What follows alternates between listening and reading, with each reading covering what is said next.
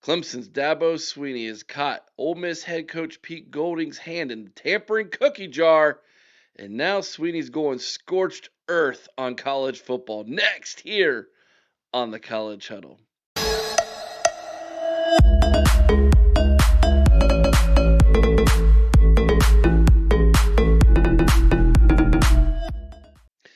87 independent podcasts from coast to coast, and you have found yourself right here on the home base on YouTube for the College Huddle. Make sure you're subscribed to the channel. We appreciate each and every single one of you who watch these videos, and if you subscribe, it costs you nothing. It's absolutely free, and it helps us out. Make sure you hit that thumbs up. That also helps us out. And there's one more thing you can do. You can get involved in the conversation down in the comment section below. We love to know what you think about what we think here on the College Huddle. Check out the website, thecollegehuddle.com. That's thecollegehuddle.com. Find your next favorite podcast. Clemson, Ole Miss. I'm sure you guys will be watching this video. We have both of you all covered here on the College Huddle with your own podcast as well.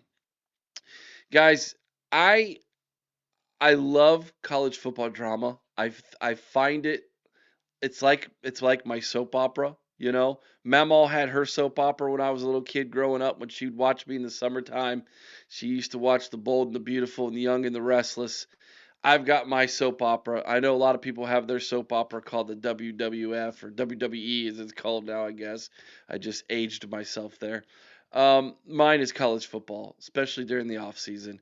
College football off-season drama is my soap opera. And I'll be honest, just like there's good guys and bad guys in the soap opera world, there's good guys and bad guys in college football soap opera as well. Here's the crazy thing about it is the good guys can become bad guys and the bad guys can become good guys, and it flip-flops, and it's amazing, and it's all about perspective and which side of the fence you're standing on. And so I'm not going to take a side on this one. I'm just going to actually, I can see both sides on this one, but I'm going to take the perspective of Dabo Sweeney in this today because I think Dabo Sweeney is making a really, really big point, a broader point about college football, and his frustration is coming to the surface now. Dabo Sweeney's frustration with how fast college football has changed, the fact that the NCAA has basically just gone Pontius Pilate on this thing and washed their hands of everything and said, this is all what you were asking for. You all deal with it now. That is essentially what the NCAA is doing here. It's wild. It's crazy. And so I get the understanding of the frustration that Dabo Sweeney has. I also understand where Pete Golding's coming from here going, dude, there ain't no rules. There's no rules. They're not going to enforce anything. So why in the world, if this is who I want and I've got the money for it and my people want to pay, I'm going to go for it as well. So it's a crazy story. Let's dive into it. Let's get there. So Dabo Sweeney held a press conference yesterday. And in that press conference, he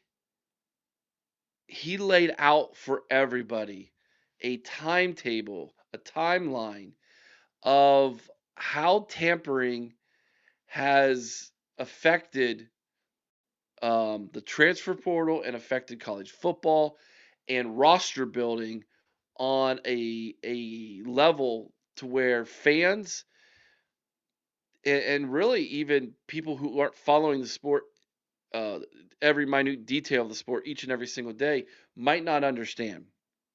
And this has to do with Luke Farelli, the linebacker, who I think transferred from Cal to Clemson and then flipped to Ole Miss. Now, Dabo Sweeney in this press conference, and you can go back and listen to it. You can hear the frustration in his voice. You can see the frustration in his face. And you can also see where the guy's like, you know what? I'm fed up with it. I'm done dealing with it. I'm going to publicly come out and say what normally most coaches don't publicly come out and say, but they feel and think. Dabo Sweeney is not in a silo here, okay? He talks to other college football coaches. I know for a fact he has very good relationships with other big time CFP level coaches who he talks to regularly, and both in and outside of the ACC and in other conferences. And I am sure a lot of these coaches share in the same frustration that Dabo has. But Dabo, maybe it's because he's won 2 national championships, maybe because he's an elder statesman in the sport now. He feels like maybe he needs to voice a little bit more than what other coaches feel they have the cachet to speak on. Maybe he feels I have this platform. It's my responsibility to kind of be the voice here for the voiceless in the sport. Maybe that was a little bit of what was going on that I don't hear a lot of people talking about. That, hey, he holds a little bit more weight when he speaks on a national perspective than, say, a coach from a G6 school or a coach who's only been in the Power Four for 4 or 5 years. This guy's been here for a couple decades now, and he has that kind of uh, gravitas when he speaks. He holds some weight. So he grabs the mic, and there's really two quotes I want to point out to everybody, and they're the two quotes that have really grabbed a lot of people's attention. The first one, and this is from a story with On3, written by Nick Schultz. So I want to give credit where credit is due. But in his article, he quotes Dabo a couple times from the presser.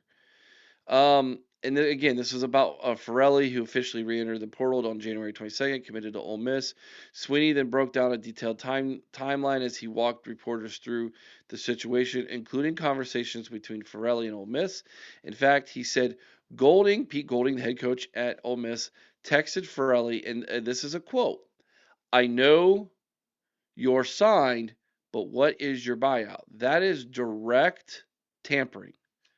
That is against NCAA rules to be able to do that. Now, there's back channels these coaches can still take that would be considered tampering, but there's really nothing they can do about it.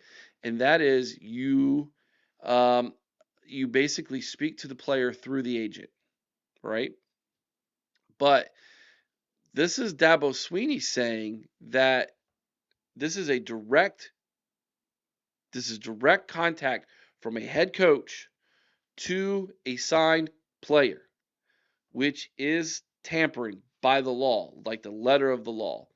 So I think when Dabo sees this, he thinks, okay, you're not even trying to skirt the rules. You're just flat out breaking them, Pete. Now I'm going to say something. Now I'm going to do something.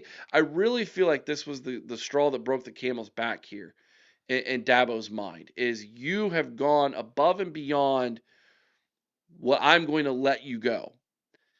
Check out the second quote, however.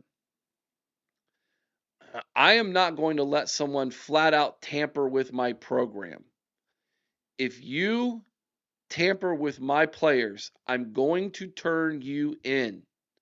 There's a lot more I can say, but I'm going to let the NCAA do its job."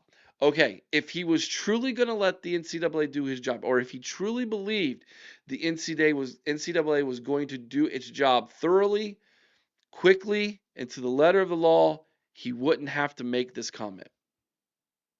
True or false? I don't think he would have to make this comment.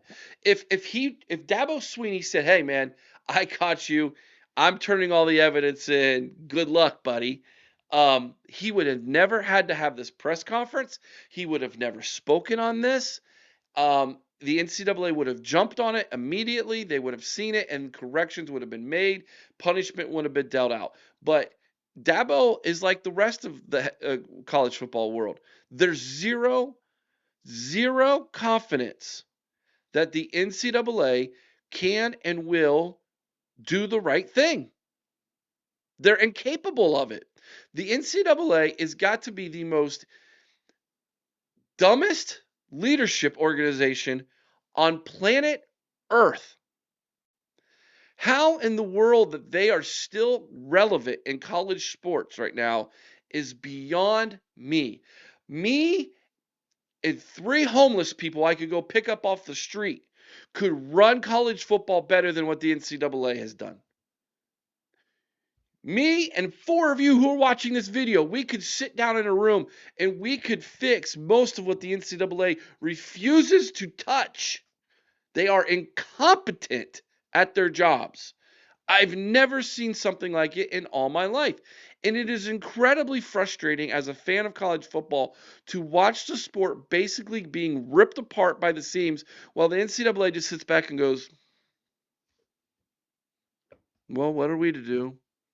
We lose our shorts in court every time, so have at it, boys. I mean, that's essentially what's going on here. They're Pontius Pilate. They have washed their hands of college football. They're saying, this is what you all wanted. You all pooch your pants. Now sit in it. Have fun. So if Dabo had any confidence in NCAA, he wouldn't have had to make this comment. But he's basically saying, NCAA, I'm going to hold your feet to the fire here. I'm going to come out. I'm going to keep speaking about it. I'm going to keep referencing it. I'm going to keep using my bully pulpit, easy enough for me to say.